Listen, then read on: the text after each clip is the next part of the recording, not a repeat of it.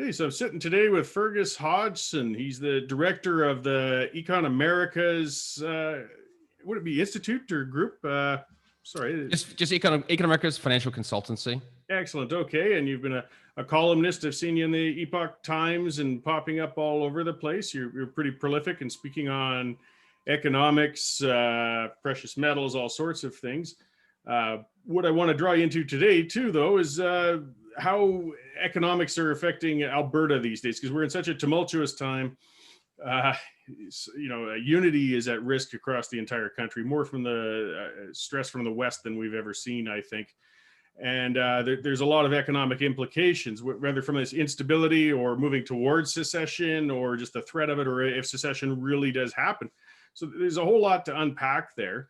But perhaps if you could speak for a few moments on the current economics, because Alberta's under a lot of stress right now. I mean, we've got a lot of resources, a lot of ability, and certainly a lot of will to help our economic circumstance, but we seem to be stunted these days. Can you speak to some of that? Yeah, sure. So there's actually great data on this. The CD Howe Institute, a top think tank out of Toronto, has done all sorts of data analysis of projections regarding the Canadian economy. And basically, their view is that unemployment will not return to normal until about 2024. And the same with economic growth, that we're basically going to struggle to return to 2019 levels this year. We're going to be losing 2 years of growth. And naturally, as you well know, you live in Alberta. Alberta is perhaps the most hurt by this current scenario. You have both the energy industry and tourism with the Rockies there, which are enormously impacted. And my own view, and I suspect you agree with me, is that this is just an enormous mistake. This is not just exclusive to Canada, of course, but we are our own worst enemies in terms of hurting ourselves economically. Everyone's talking about these businesses hurt by COVID. They're hurt by lockdowns, not by COVID. You and I, most of us just go along with our lives. Don't worry about these stupid masks. We just go eat, go about our ways. But some people who are extremely risk averse and unbalanced in their approach to how to respond to crises, of this to me is a very minor one, they are doing far more damage than the actual virus. So in terms of Alberta's economic future, I really think, there's almost an irony here. I mean, I hate to make this saying, we always say this about socialists, but never let a crisis go to waste, that the fact is that places that are struggling the most are where there's the most desperation to escape or to find better alternatives. And this is actually not exclusive to Alberta, but just all around the world, we're coming to a point of maybe an identity crisis or a challenge of the modern nation state. What does it mean? What will be its future? And in my view, there must be healthier, more flexible arrangements than the ones we have today. So of course, I would like to see Canada, in different parts. It seems obvious to me, and I think to anyone who looks objectively at Canada, that the nation is not coherent, that the British Commonwealth, which is the founding, dominating tradition in the country, is not reigning strong anymore. And that goes for many other places. I mean, the United States is another clear example where you have a mismatch or a mixing of different nations, basically, within one official nation. And we just need more options. We're seeing also a centralization of power like never before in Ottawa, in Washington, D.C., and in my own country where I'm from, New Zealand, which is just absolutely unprecedented. We're living in this ridiculous, almost dystopic reality, and there's got to be some kind of way out. So in terms of the economic outlook for Canada or Alberta, I'm very pessimistic, to be frank, because we've lost the competitive advantage, the federalism, or the delegation to the provinces that allowed for relative accountability. And I know Jason Kenney, he was on your show a few episodes ago, and it is the case that he has basically two masters. He has masters in Ottawa and he has masters in Alberta, and he's trying to please both, which means it's a very difficult job. And he, on the one hand, he's getting it from the likes of the CBC and these ridiculous progressive outlets for being too weak on COVID. But on the other hand, most Albertans, as far as I can tell, or about half of them, would say he's being far too onerous or authoritarian, and he's damaging the economy. So I'm not sure how to round that up, but basically, I see a very difficult situation for the Western nations, and separation or some sort of sovereignty movements are natural natural alternative to that. I would love to see it happen in Alberta, as I would love to see it in many other places. Yeah, well, and we've seen some recent polling showing support for independence in Alberta at all times highs, and I've been kind of Yes. active in those circles since I was in my 20s, so I watch it pretty closely. I've never seen it quite like today, and the difference this time is usually it's one event that'll cause a spike in that sort of support or sentiment among people, and then it'll kind of cool down. But what we've got now is more of a death of a thousand cuts. But what that creates, I think, is people who have determined that we got to get out, and you're not going to be able to turn them back from that course. It's not just 1 week of rage and they cool down. As you sort of alluded to, I mean, Canada, the United States, I mean, they're massive nations. They are huge. And to think with the different resources, with the different mindsets, because we are culturally different from end to end, to try and jam that under a central government is ridiculous and doomed to failure. But do you think there's any kind of hope of the sort of mechanisms getting through to be able to decentralize the form of governance in this country? Well, okay, so good question. So how likely is it? I'm not a prophet, but as you said, there is good data showing that between a quarter and a third of Albertans would vote for independence tomorrow. And to me, that's comfortably more than enough. That's more than any state in the United States. As far as I know, South Carolina is the most oriented in the United States towards independence or secession, and it's about 20%. So Alberta is already well on the way. And Marco Navarro-Genie, I'm not sure whether he's been on your show, but I'm sure you know him.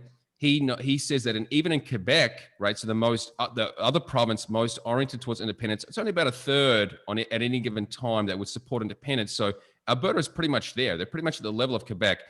And the big difference is that Alberta has the economic wherewithal, economic courage to actually stand on its own 2 feet, whereas Quebec is basically bought off now by these equalization payments. And there's just so much great work being done. Actually, I'm going to compliment the Western Standard, which you write for and I do other work for, because they are showing the different cultural affinities of Alberta. And it's obvious to me and to anyone, again, who looks at it, to know that Albertans do have a different culture from Eastern Canada, or not Eastern Canada, but Ontario and Quebec. And so there is that opportunity. I do believe it is possible. Of course, you are fighting status quo bias, right? So people naturally prefer what they know and just feel at peace. They're afraid of change. So you are fighting that. If we were to sit back now and have all the provinces independent and say, would we like to get together? I'm sure everyone would say no. Under these terms, anyways. I mean, it could be done. I heard a similar that question being asked before. If we were outside and you were asked today to sign into the deal that we have today, nobody in their right mind would sign that. So if it's unacceptable at this point, then why are we not pushing to change the terms of the deal we're locked under? Because we can't maintain this much longer. But again, I mean, it's interesting you point out. I mean, yeah, we're hitting levels of support for independence in Alberta that rival Quebec's. But when Quebec does, it's a national crisis. When Alberta does, we're a bunch of whiners. There is a national double standard when it comes to that sentiment. And of course, it just infuriates us all the more when we get it. Well, you wrote an article maybe a year ago now, Corey. You have to mean it, right? I think that was the headline. Yeah. For independence, you have to mean it. I agree with you that all this pandering around and saying, oh, please treat us better. No one cares about that, right? They obviously don't care. And I think, is it Michael Wagner, one of the columnists at Western Standard, wrote about this, how, or maybe it was Barry Cooper, I'm not sure, but someone wrote for the Western Standard about how you just, talk is not going to make a difference. You need to actually change the underlying incentives at play. And there are many reasons for the case that Alberta would be far better off independent. I mean, the whole equalization system to me is just an atrocity to Canada. It basically rewards mediocrity, or worse than mediocrity, to failure. And the Frontier Center and what was the Atlantic Institute for Market Studies, the old think tank out in Halifax or Nova Scotia, wrote a report about how the equalization system has undermined independence of thought, the private sector out in Eastern Canada, or in maritime Canada, the business is so dependent on these handouts, as are the political class, that they have lost their courage to speak out against Ottawa.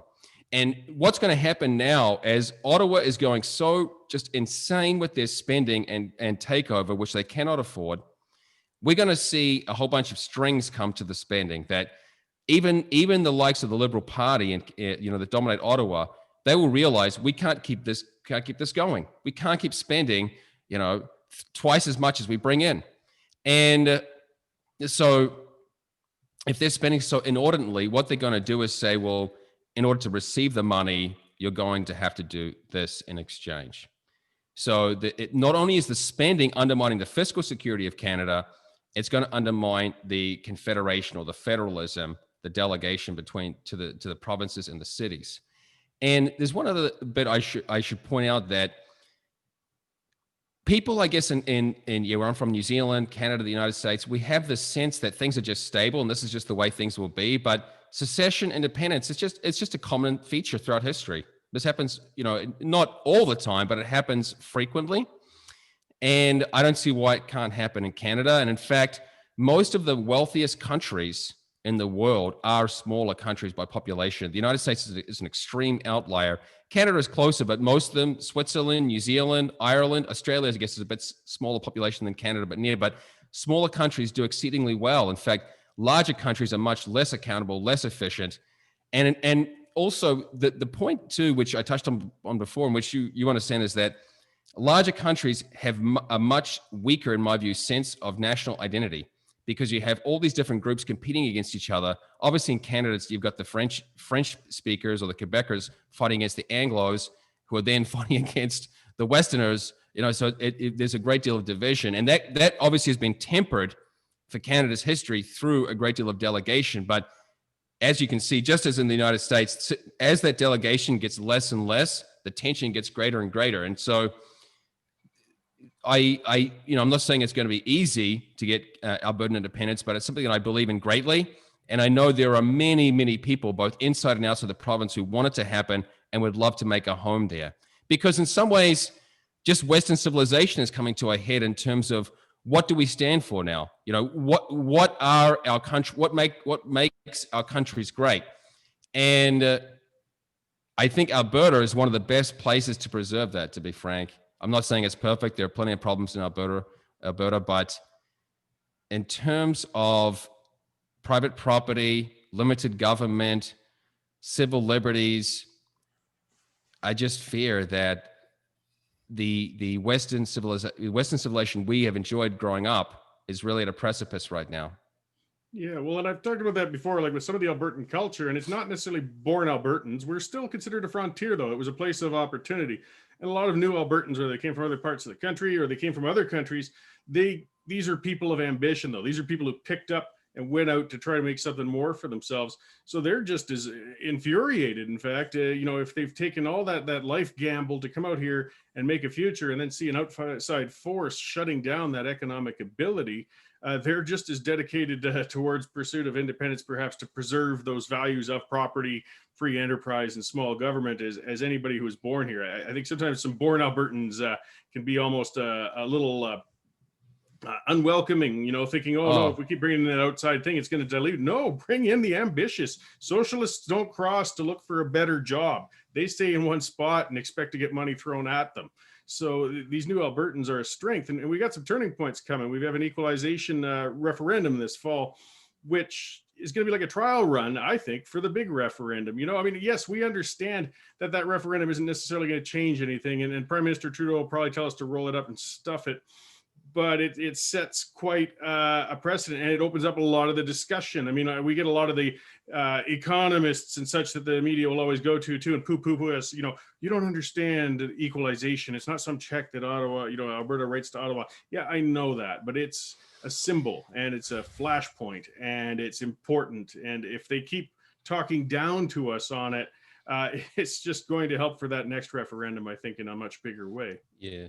Well, just in terms of the immigration element, of course, Alberta does have a historical stock of people, the pioneers who came there, and they've colored the culture. but my own grandparents came directly from Ireland. Well, they were living in England, but they came and they first went to northern BC, and my mother was born in an Indian reserve, and then they moved and made a home in Calgary before she then married. But so of course there wasn't a magnet for more pioneering people for a long time.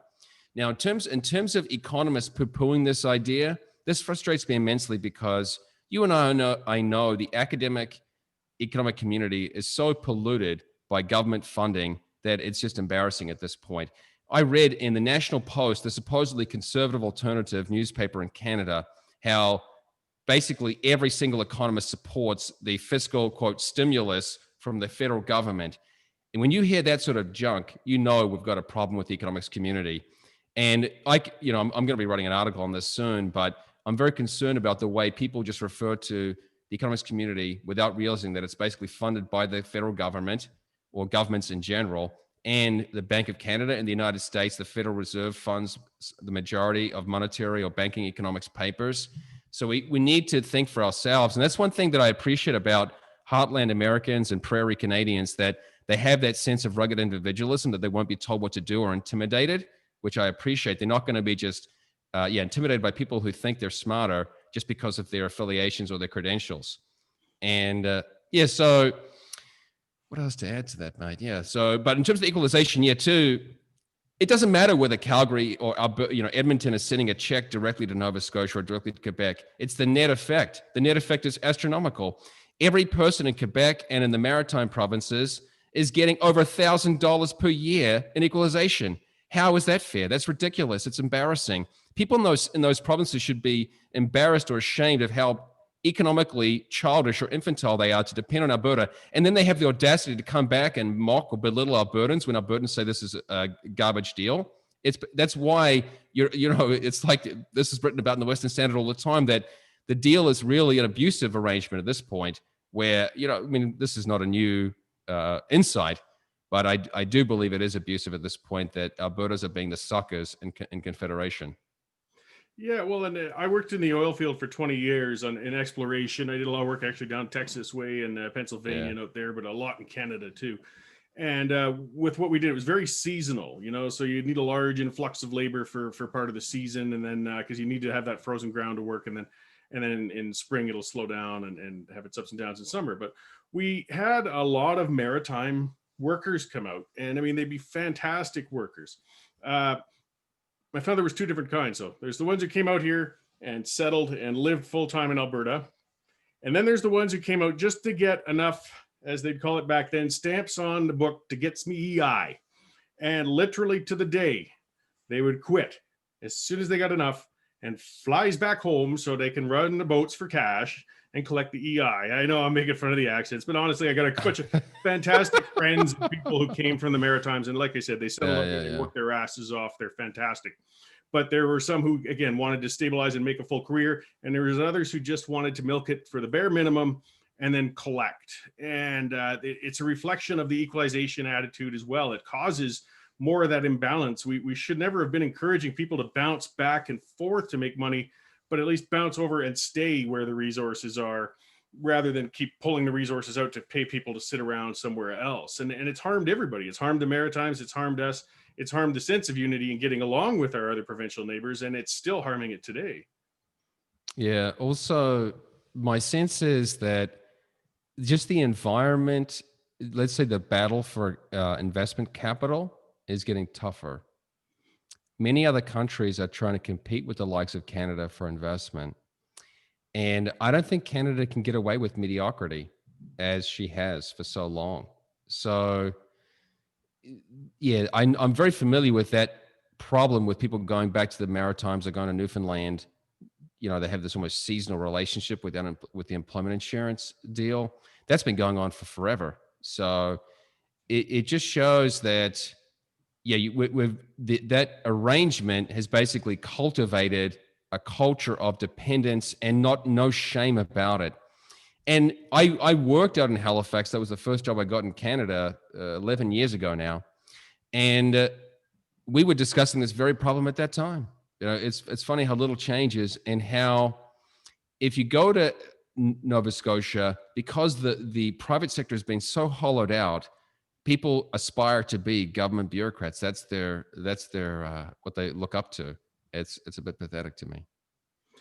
Yeah, no, it damages us all. And getting back to the economics of things, because that's a real problem. I mean, we in the West are resource based, and they're very capital intensive projects. Like we have to keep things rolling, whether it's mining, whether it's forestry, whether it's oil and gas, and we're turning into an investment pariah though, because we've shown that we will shut projects down midstream. We did that in Fort Mac with or we regulate them to death. I mean, Energy East was regulated to death. The Trans Mountain Pipeline was regulated to death. That's the only reason Prime Minister Clown Shoes bought it, because nobody else would at that point, even though it was economically viable to begin with. I mean, Kinder Morgan didn't jump into that thinking, oh, we're just going to run this and go run the gauntlet through thousands of permits and studies and negotiations to hand it off to the federal government later. They really thought there was a product worth getting to the coast, but the government effectively killed it. Now, who in their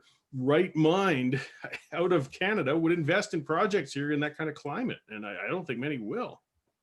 Yeah, so that's a great point, Corey, that you're fighting this onslaught of overbearing, the bureaucratic regulatory state.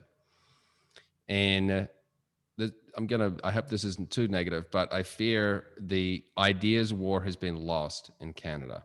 That if you think, I mean, as much as I love the Western Standard and the Haultain Institute and the Frontier Center, if you think you're going to compete with Toronto and Ottawa and all the universities and all the Globe and Mails of the world, forget it. There is a river or just an onslaught of this progressive thinking. And that's why I just think that's a futile battle, trying to turn around Ottawa.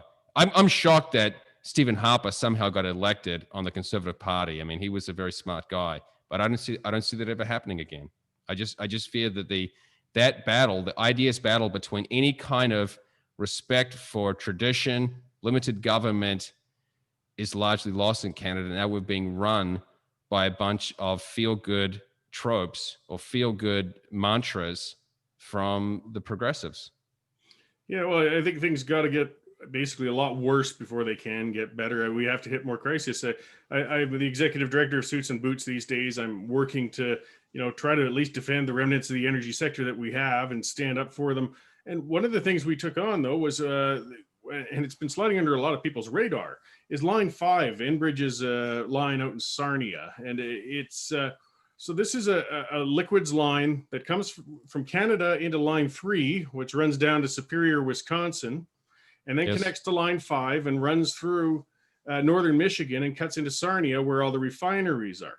And the governor of Michigan has made no bones about it. She says she's going to pull the permit on that thing in May. I mean, Enbridge is saying they're going to defy that. So we've got, I don't know what's going to happen exactly. How do you defy a governor? But also, the only recourse Enbridge might have had would be to go to the federal government in the States and say, look, you can't do this. But we know where Biden stands on shutting down Canadian pipelines that come into the United States. But if that happens, it will literally and immediately put 5,000 to 6,000 people out of work in Sarnia alone. That's a community of 75,000 people. That's crippling. There will also be energy shortages, heating oil shortages, because that pipeline supplies all sorts of things out there. Pearson International Airport, that's where they get their jet fuel. But I mean, so I'm kind of mixed. We're petitioning to get Trudeau, because he's been, of course, silent on this. This is an international issue. That idiot should be up there yelling, we can't do this. This is bad for both sides. In fact, that's product supplies Detroit heavily too. But I almost in the back of my mind wish maybe let her shut it down. Fine. Let's let Central Canada get a taste of what happens when you twits shut down these energy sources, because you've been fed that pap from the mainstream media and from academia saying, don't worry, we're transitioning. We don't need that stuff anymore. Well, give it a crack. Have a year without it. See how it goes for you. But at the same time, I've got a heart. I mean, this would destroy thousands of families. So, but what an awful thing that we're in a position of, I have to kind of wish for a catastrophe to think that maybe it's what it will take to wake some people up. Yeah. I have mixed feelings about that, because yes, it is true that this crisis we're experiencing right now, which is an unprecedented loss of civil liberties, is not yet Venezuela, right? We don't yet have hyperinflation, nor do we have just armed, gangs on the street shooting people. And I'm not sure whether you know much of my background, but I left my home. I left New Zealand when I was 19 and came to the United States to study. And I've spent largely my adult life exploring the world, trying to find a more capitalist or free place to be, to make a home, to plant my roots. And to be frank, there's nowhere to run to. That the Anglosphere, the UK, Ireland, Canada, Australia, New Zealand, the United States, these are the best countries for long-term stability, healthy economies and the like. So unless you want to go to Switzerland or some places, some alternative, but in general, the Anglosphere is the most civilized and modern part of the world. So I don't see a great escape. And also,